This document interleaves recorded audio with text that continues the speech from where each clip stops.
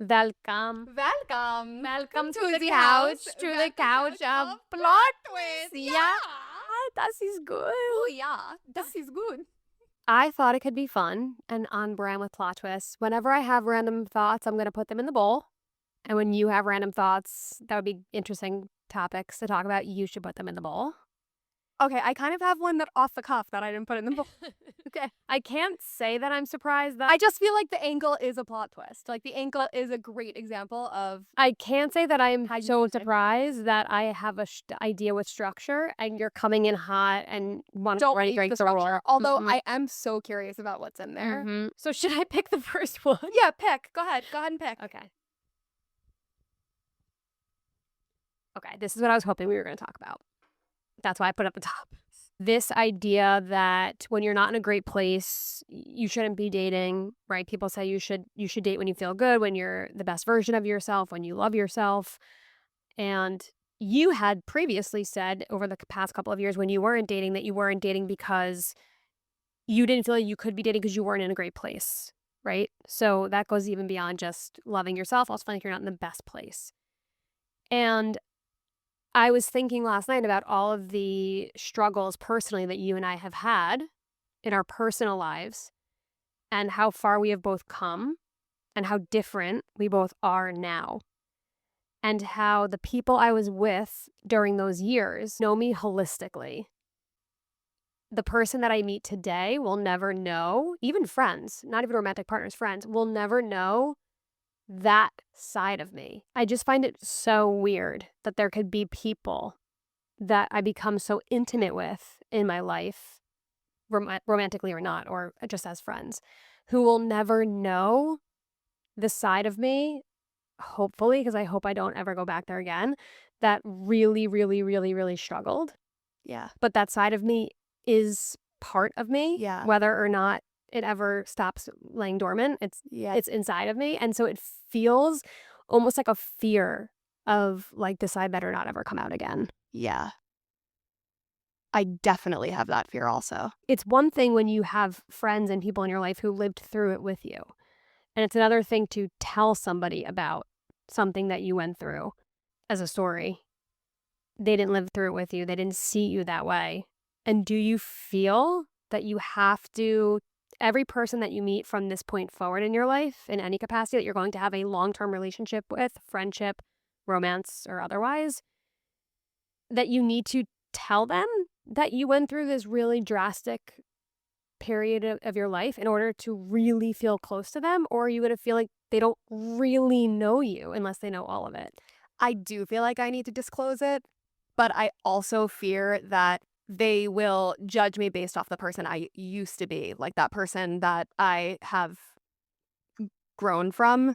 There is a really dark time in my young adulthood that is really unattractive. Like the things that I was going through, the way that I felt about myself is not attractive. So even though I'm not there anymore, I'm scared that if I share that I'm capable of being that way, that would be a turnoff to somebody else. Like you're saying, like I just being like I'm a person who is capable of going through a really dark time and feeling really bad about herself. Would that be a turnoff? Because is there this fear for them that could come back? Oh, you're a type of person who gets that deep, dark, and depressed, that has such a dark and twisty part of her brain. Okay, you say you're better now, but is that going to come back? This is more about, specifically for me, more romantic partners than friends. I used to tell guys like, oh yeah, I used to get really anxious or whatever. And then I think it created this feeling of either they liked it because they were like, well, I'm going to like make sure she doesn't get anxious. Or they were like, oh, she has avoidant attachment. Yep. And this is going to be unhealthy. 100%. I think for dating, less is more probably early on. I don't need to be telling people how I was in the past with certain things. But with friendship, it's very different because I only feel close to friends when I feel as though I know really personal things about them and they know really personal things about me. Don't want to do the small talk. Don't want to have friendships that are based on small talk. So it's tough because you also want to feel like your romantic partner knows everything about you. Definitely. And can we dive in a little bit to what it is that you're referring to? We can, but I don't need anybody that I'm going to date in the future to listen to this episode. Just want it to be this like weird evasive topic. We can dive in a bit. We can be vague, like you just have grown a lot in your Yeah, I mean, relationally. I definitely used to have avoidant attachment. I definitely used to get super anxious when I felt like it was getting too serious. But I also think that as much as it was avoidant attachment, I also think it wasn't. And I have only come to realize that recently in recognizing that I'm somebody who is very in tune with how they're feeling and has very strong intuition and want to also give people the benefit of the doubt. And so sometimes those are at odds when your gut is telling you something isn't right, but you also want to give somebody the benefit of the doubt. And so you try to fight that feeling, which then perpetuates the feeling of anxiety. And so having felt anxious, I thought something was wrong with me. But in having more self awareness and introspection and having now a lot of data to back it up, I don't think it was as much avoidant attachment as it just wasn't right. Mhm. And I couldn't just let it be because deep down I knew that there was a reason why they weren't the right person for me or I wasn't the right person for them. And I have not felt anxious with every guy that I have dated in the past couple of years. But I have felt anxious with some guys that I've dated in the past couple of years. And so if there's a reason why I feel anxious with some and not with others, I have to believe that it's because my gut knows that something isn't right. Everybody is capable of feeling anxiety just because we're human beings. Everybody has that moment where they go into fight or flight because they're perceiving a threat. That threat might be something that feels legitimately harmful to you and might not feel as legitimately harmful to another person. That might feel disproportionate to another person, but everybody is capable of anxiety. But people who are anxious people then also have a superimposed anxiety about being anxious in the first place. So there's this meta anxiety response where now you're doubly anxious, you're in fight or flight, and you're also questioning your own response. I think that's something you really suffered with before. And now you're in a place where you recognize that you are just having anxiety and you are letting it be. And you're resisting having that superimposed layer of anxiety. You're just allowing yourself to have a gut reaction and letting it be. Right. Well, there's reasons to the emotions that we feel, and anxiety is protective. And I used to be so hard on myself about it, that something was wrong with me because I had anxiety. But as somebody who has now done a lot of therapy and really can understand how I was feeling, there really wasn't anything wrong with me. It's just that I have very strong feelings and I can't suppress my emotions. I think some people, and I envy them a bit that they can suppress their emotions and look at something as temporary. I know plenty of people, and I'm sure you do too, who have dated somebody that they have known isn't going to be the person that they marry, but it's fun for right now. I have never had that in me. Yeah. I can't do that because we've talked about this. The only other time you go from being that close to somebody to never speaking to them again is when they die. Mhm. And I can't imagine growing a strong bond for it to just Right. die. I think you have really good foresight. Maybe sometimes you over-index on the foresight, but I think it's who you are to think ahead. So I think you're really good at identifying not just the short-term consequences of seeing somebody who you're feeling anxious about, but the long-term consequences. And the reason why other people might be able to do that, to continue to see somebody even though they know they're not necessarily a good fit, is because they don't have as good a foresight or they're just better at staying in the now, and they just figure, I don't know what's going to happen ahead. Like there could be other things that are out of our control that are the reason why this relationship ends. So I don't have to plan step B, C, D, and E. Well, people also then have a lower level, if any, anxiety because anxiety is concerned about the future and depression is Right. dwelling on the past, and just being able to be present is neither anxiety nor depression. So there also is a level of anxiety that I probably have that those people don't. You went through so much treatment, inpatient, outpatient, therapy, feeling really good about yourself, feeling really bad about yourself, different sizes, different personality because of how bad you felt about yourself. And have you thought about how you want to approach that with somebody that you're seriously dating? And have you thought about how you have approached it already with people that you dated since? Yes, I have approached it with 2 different people, and I had 2 completely different responses. So, with one person, I said, "This is my whole history with eating, disordered eating, body image beliefs, problematic body image beliefs, and low self-worth, and this is where I've come, like, this is where I am now." And that person gave me a very positive and reaffirming response, which was, "That's amazing. You've done a great job. You should be proud of yourself." But the other person I told, the latest person, 2 days later broke things off with me. And do you think he broke things off with you because of what you told him? I feel it may have contributed to his, like, overall analysis of me, which tells me that he's not somebody I should be with because I'm not going I can't go my whole life hiding from someone. Like, I don't want to be in a relationship where I'm hiding. I want somebody to know everything. So if that's something that he can't accept, then I have no interest in being in a relationship like that. But it didn't feel good. It felt like I don't know, it felt like kind of what we were saying earlier, like it may have scared him. I don't know whether it scared him that I was capable of being depressed, that I have disordered eating, that I was once fat, because it could have been that too. It could have been like a fear, what if she gets fat? If I was still in the old mindset, I would have said, it's definitely that he's scared that I'm gonna get fat. And so I need to continue seeing him, and I need to make sure that he knows That I'm never gonna get fat. right. And he needs to and I always need to look good for him. That is and to me, that mindset is so foreign now. Yeah, you would have 100% been that way. I would have continued to see him, and I would have been extremely self-conscious about my body.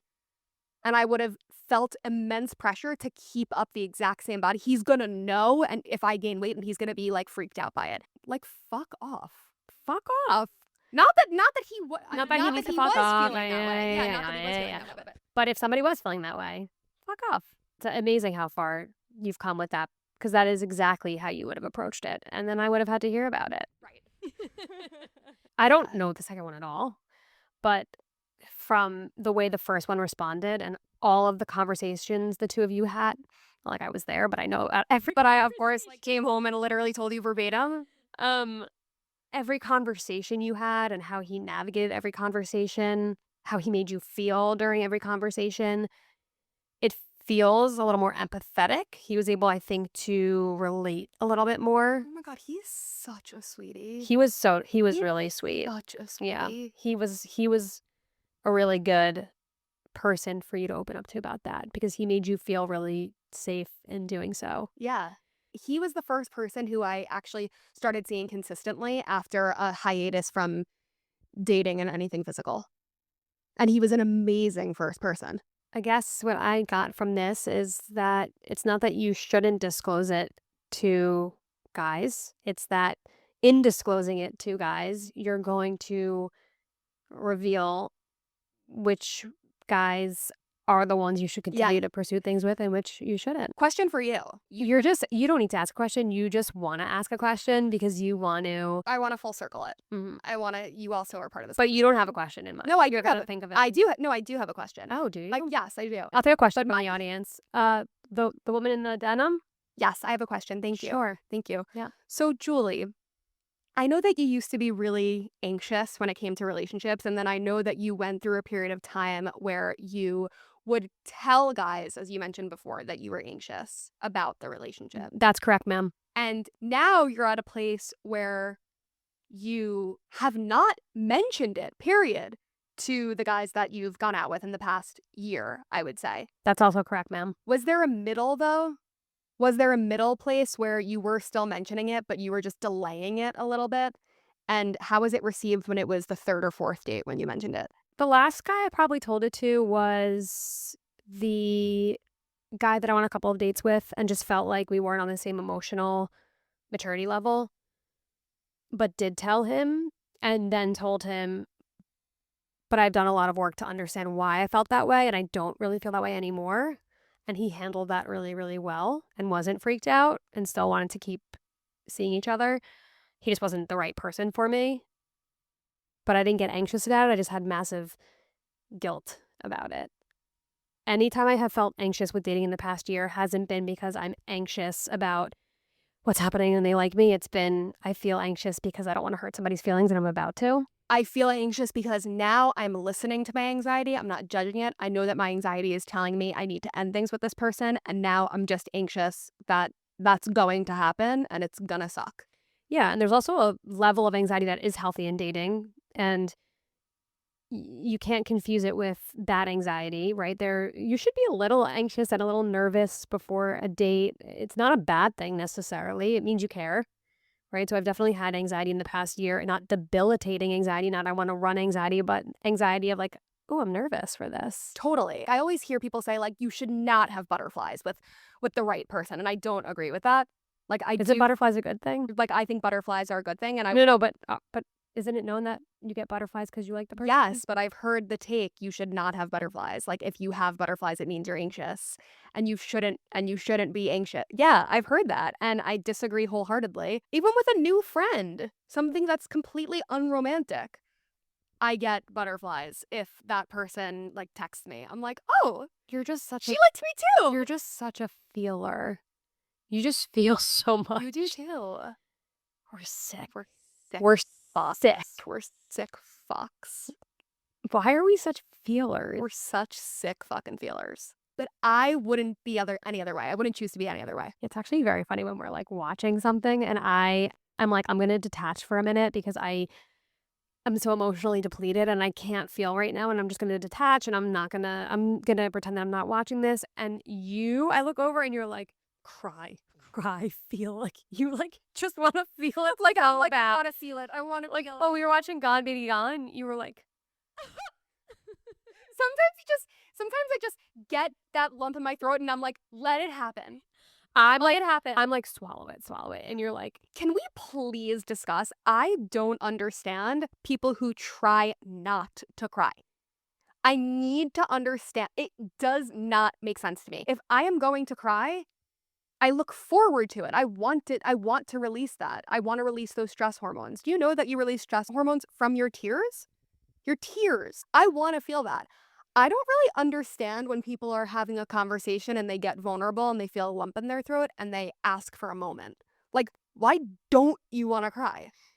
well, I think you're very comfortable with your emotions. I don't think I don't think everyone is quite as comfortable. I think some people feel that they feel awkward, that they're going to make the person that they're with feel awkward. Like, it definitely would make sense to me 20 years ago, but people who are our age and choose not to cry, You're an extremely emotional person, so you're comfortable with being emotional, and you want other people to be emotional.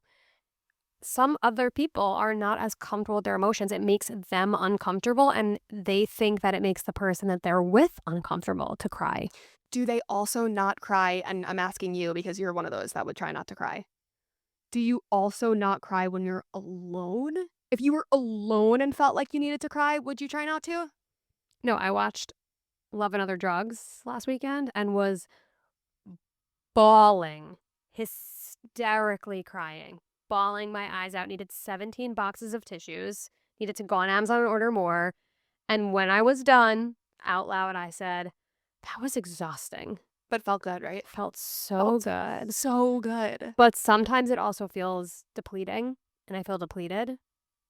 Probably because I never cry. So it's like, here's 4 years of tears coming out, Right. and now you're dehydrated, and Right. you need to get an IV, but you're literally you gotta pay the copay. You don't have a lot of money because you're running a startup, and so you can't get the IV put in. And So don't cry anymore. so don't cry. You're Oh, just about oh. hyperkalemic. Yep. Stop crying. Oh, stop crying. Oh, can't find a vein. Nope. Nope. You're dead. All right. Arrhythmia. But for me, I think the reason why I don't like to cry is because like to cry at other people is because not that I think that they feel uncomfortable, but it's a subconscious thing, obviously, from just my whole life of just who I am. I think I feel subconsciously when I'm crying to somebody, I'm putting something on them, and I don't want to put something on somebody. So I'd rather just watch Love and Other Drugs by myself and cry while I'm cleaning our kitchen because you don't like to clean it. Mm-hmm. Very, very true. But but I would also argue you are putting something on them. You're putting your like trust on them, and that makes them feel good. Depending on the person, I understand there might not be people who feel that way, but that's likely not somebody that you're close to.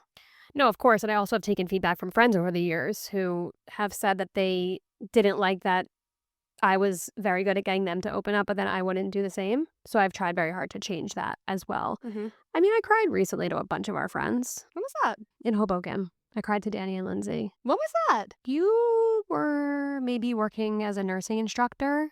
Oh my god, you cried? I cried. I What did. were you crying about? I think So the sad. trauma, I think the trauma of taking care of my grandma for a month during the last month of her life when I was also trying to run the startup, and the trauma of like that just that was a bad month. That came up recently? A couple of months ago, Wow. maybe that was already like a year ago. Wow, yeah, I think it may have been. Okay, so the lesson learned here is we really won't feel close to anybody unless they know the ugly dark sides of us too.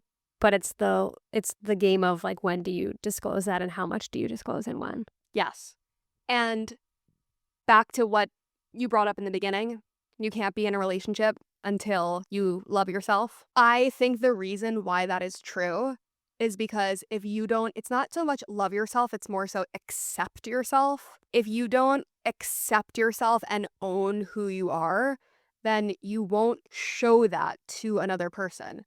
And how can you possibly feel in love with somebody if they don't know you? You might be able to have a relationship with somebody and be obsessed with them, but that's not love. Like, you can't love the person if you don't feel known.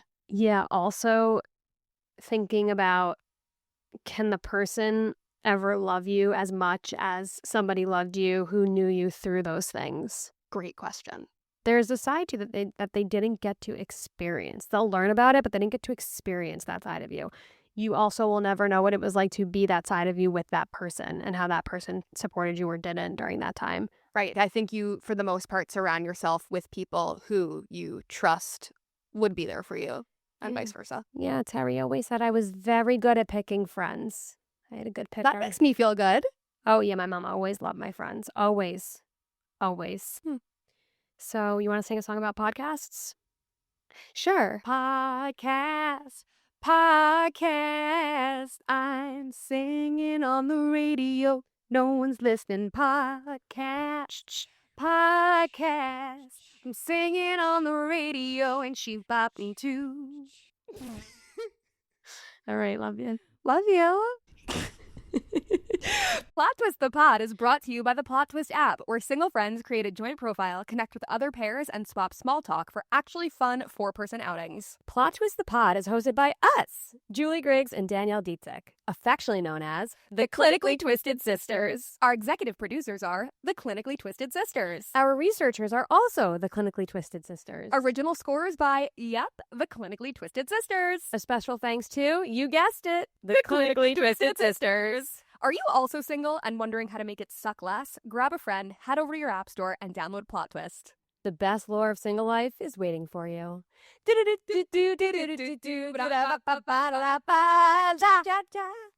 Oh, okay.